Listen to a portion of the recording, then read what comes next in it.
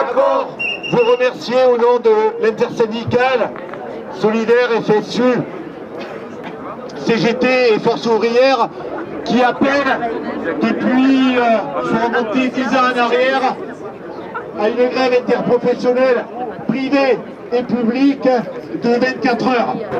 Il est important aujourd'hui, à un moment où ce gouvernement, comme les précédents, essaie d'opposer le privé et le public, de montrer que nos revendications sont les mêmes. Nos revendications aujourd'hui, d'abord ce rassemblement, c'est de dire non à l'austérité, non à la diminution des dépenses publiques et sociales de 50 milliards. Et vous savez, et nous savons de quelle manière la réduction de ces dépenses publiques va avoir des conséquences sur nos services publics, notamment en zone rurale. L'ensemble des services publics sur le département, en particulier tout ce qui concerne l'éducation nationale. Encore le département est une nouvelle fois mis à la dîme pour la préparation de la rentrée scolaire prochaine, ce qui ne va pas bien sûr sans poser d'énormes difficultés pour l'emploi public et les postes d'enseignants, mais aussi d'administratifs sur le département.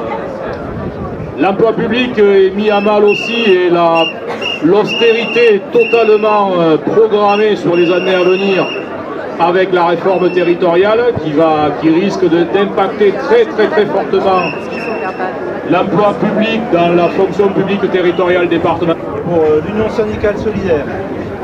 Alors, nous sommes mobilisés aujourd'hui car les inégalités sociales, les impasses de la politique d'austérité du gouvernement, la surenchère du MEDEF ne peuvent rester sans réponse ni mobilisation nationale. Du pacte de la responsabilité à la loi Macron, toutes les mesures prises par le gouvernement ne font qu'aggraver la situation de la grande majorité des salariés.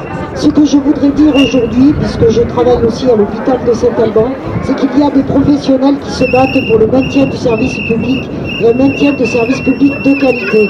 Il y a une banderole aujourd'hui dans la manifestation de l'hôpital de Saint-Alban où l'austérité se concrétise chez nous par l'annonce de la fermeture de la crèche hospitalière le 1er juillet de cette année, l'annonce de la fermeture du centre de réadaptation qui est un haut lieu de réinsertion sociale sur l'hôpital de Saint-Alban est annoncée aussi comme étant fermé à partir du mois d'octobre.